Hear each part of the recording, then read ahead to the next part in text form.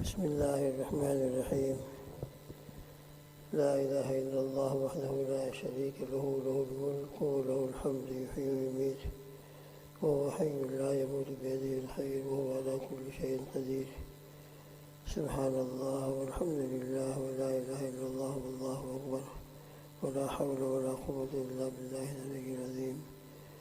سبحان الله وبحمده عدد خلقه ورضا نفسه وزنة عرشه ومداد كلماته. سبحان الله وبحمده سبحان الله العظيم. سبحان ذي الملك والملكوت، سبحان ذي العزة والعظمة والهيبة والقدرة والكبرياء والجبروت. سبحان الملك الحي الذي لا ينام ولا يموت. سبوح قدوس ربنا ورب الملائكة والروح. أصبحنا وأصبح الملك لله رب العالمين. اللهم إنا نسألك خير هذا اليوم، فتحه ونصره ونوره وبركته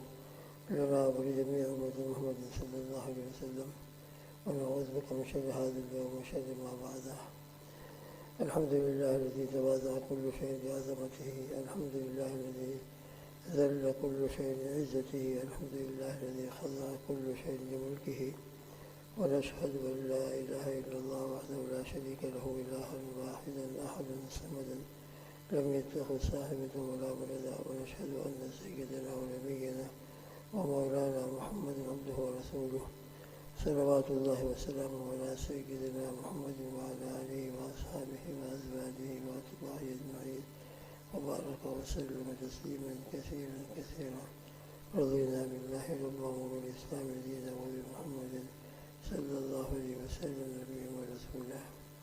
بسم الله الذي لا يضر مع اسمه شيء في الأرض ولا في السماء وهو السميع العليم. حسبي الله لا إله إلا هو عليه توكلت وهو رب العرش العظيم. أما بعد،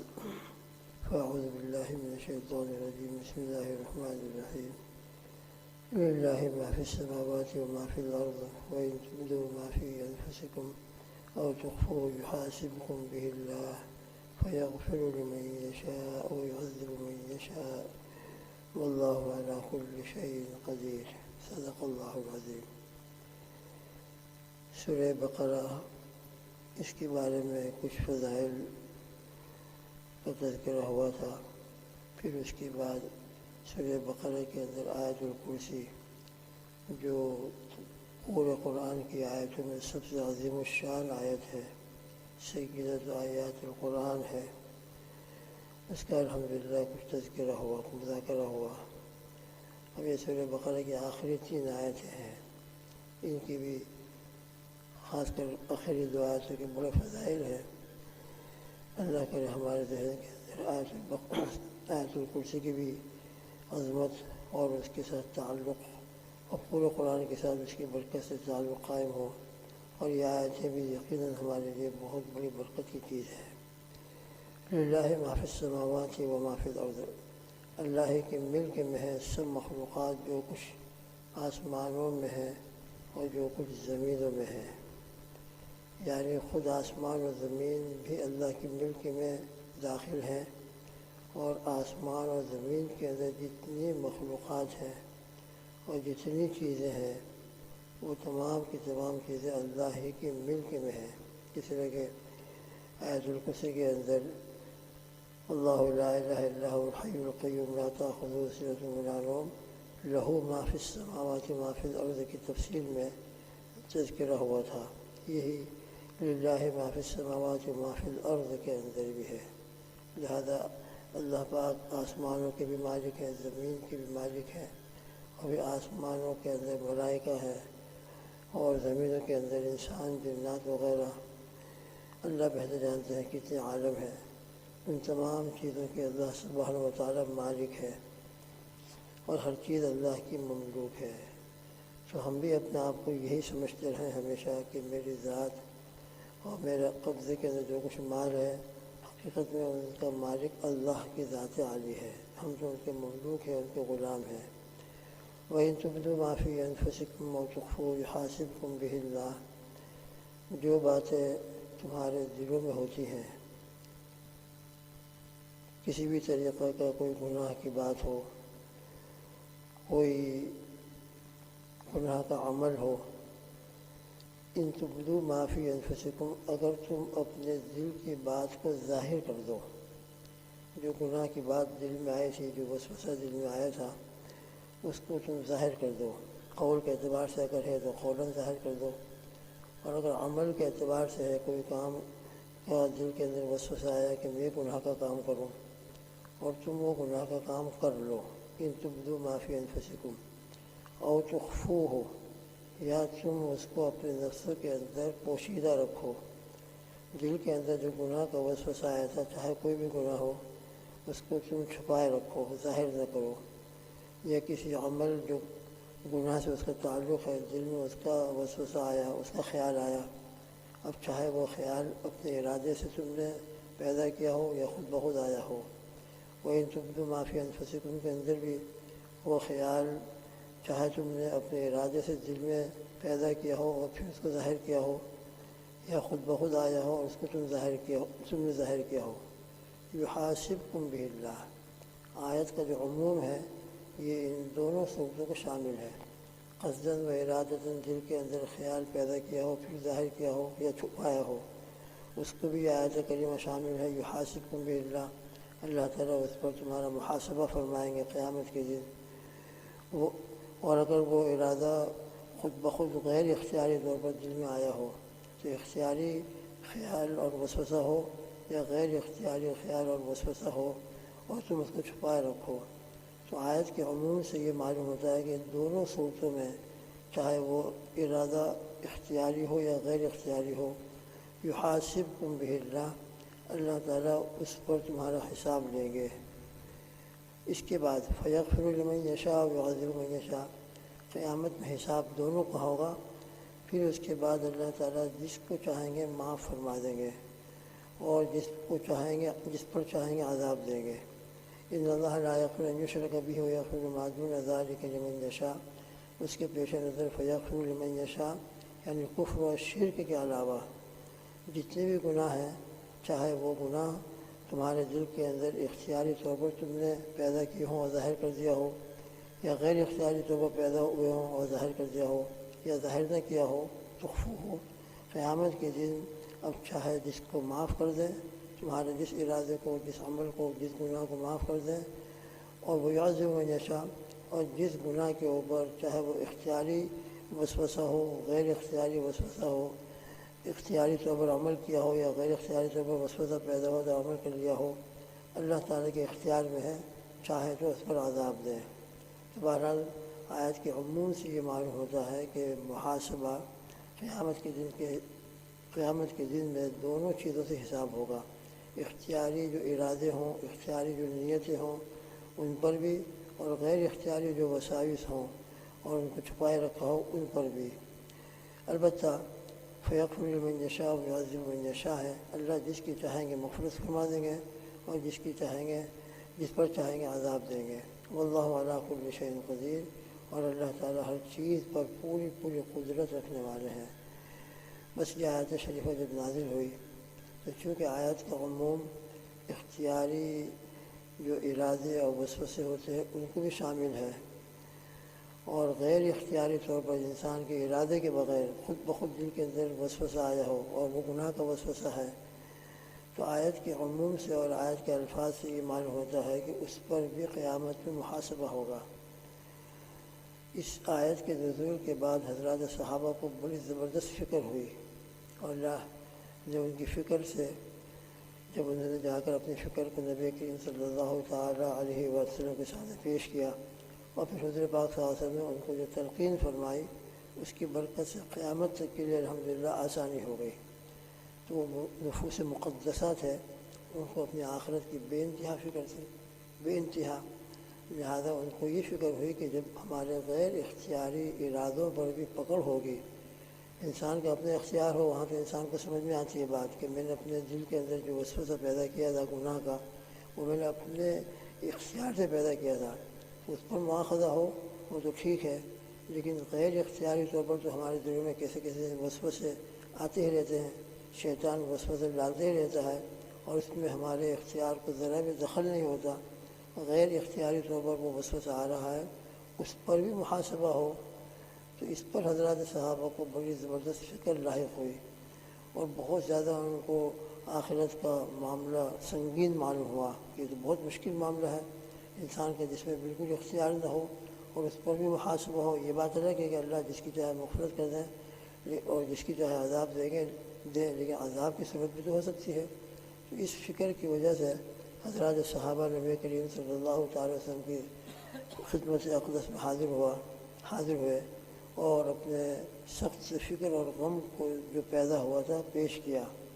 کہ اللہ کے رسول صلی اللہ علیہ وسلم یہ تو ہمارے لیے بڑا مشکل معاملہ ہے اور بہت ہی زیادہ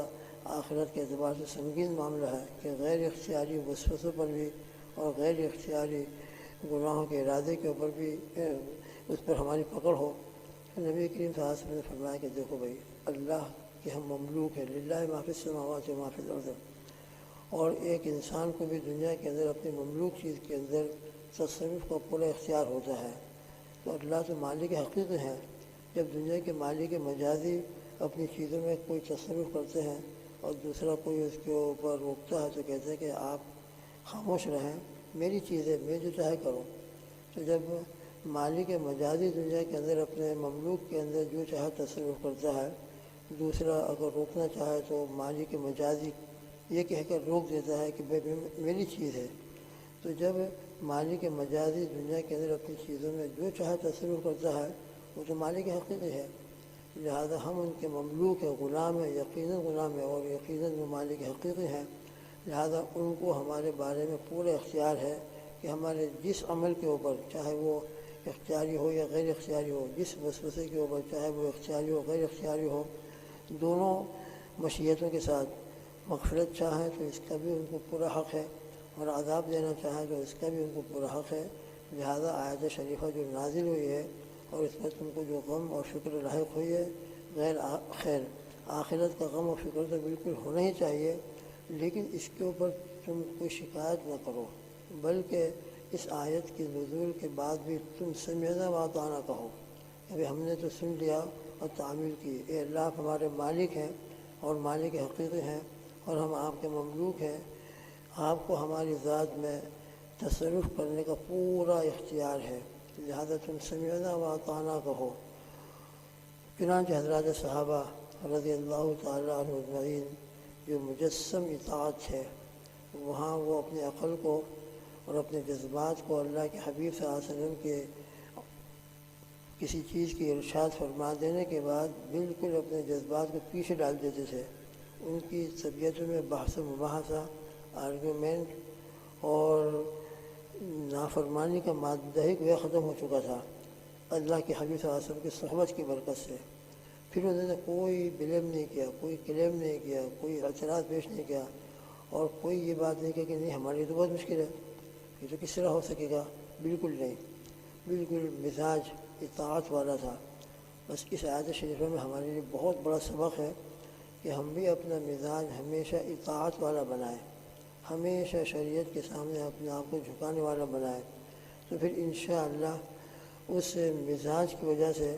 اور شریعت کے سامنے اپنے آپ کو جھکا دینے کی وجہ سے انشاءاللہ پھر اللہ تعالیٰ اس کے اندر راستے نکالیں گے اور آسانی کی شکلیں نکالیں گے، جس سے یہاں پر نکلی۔ حضرات صحابہ نے جب نبی کریم صلی اللہ علیہ وسلم نے یہ بات فرمائی کہ تم سمعنا و اطعنا کہو، فوراً انہوں نے دل و جان سے سمعنا و اطعنا کہنا شروع کر دیا، اور ان کے اسی سمع و طاعت کی وجہ سے اور اسی فرما برداری کے اظہار کرنے کے نتیجے میں اس کے بعد والی 2 آیتیں نازل ہوئی ہیں، جن 2 آیتوں کے اندر بڑا زبردست مضمون ہے اور قیامت کے اعتبار سے جو فکر پیدا ہوئی تھی اس کا جواب دے دیا گیا ہے۔ لا یکلف اللہ نفسا الا وسعہا کے اندر کہ انسان کی طاقت کے اندر جو چیز ہوتی ہے بس اللہ اسی کا مکلف بناتے ہیں، اور جو چیز اس کے طاقت میں نہیں ہے، غیر اختیاری طور پر اس کے دل میں آئی ہے تو اللہ اس کا مکلف نہیں بنائیں گے اور اس پر انشاءاللہ کوئی مواخذہ نہیں ہوگا۔ تو یہ برکت ہے سمعنا و اطعنا کے کہنے کی اور اپنی سمع و طاعت کو ظاہر کرنے کی۔ چنانچہ حضرات صحابہ نے سمعنا و اطعنا کہنا شروع کر دیا۔ ہر ایک کی زبان کے اوپر یہی جملہ تھا کہ اللہ بے شک آپ ہمارے مالک ہیں،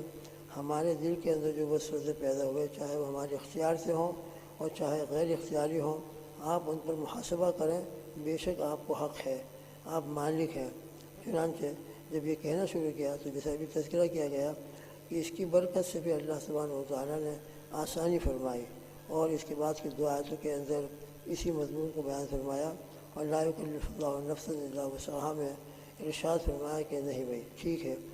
جو اختیاری چیز ہوں گی اس پر محاسبہ ہوگا، اس لیے کہ وہ انسان کی طاقت کے اندر ہے، انسان اپنے ارادے سے گناہ کا ارادہ کر رہا ہے، اس پر مواخذہ ہو بالکل ٹھیک ہے، لیکن جو غیر اختیاری طور پر دل کے اندر وسوسہ آتا ہے اور وہ گناہ کا وسوسہ ہے تو اس کے اوپر کوئی مواخذہ نہیں ہوگا۔ لا یکلف اللہ نفسا الا وسعہا کے اندر الحمدللہ صحابہ کے سمع و طاعت کو ظاہر کرنے کی برکت سے اور اپنے مزاج کی بنیاد کے اوپر کہ انہوں نے کوئی آرگیومنٹ کوئی مباحثہ نہیں کیا، اس کی برکت سے یہ آسانی ظاہر ہوئی۔ تو اللہ مجھ کو بھی اور آپ کو بھی ہمیشہ شریعت کے مطابق عمل کی توفیق عطا فرمائے۔ لہذا جو مسئلہ بھی سامنے آ جائے،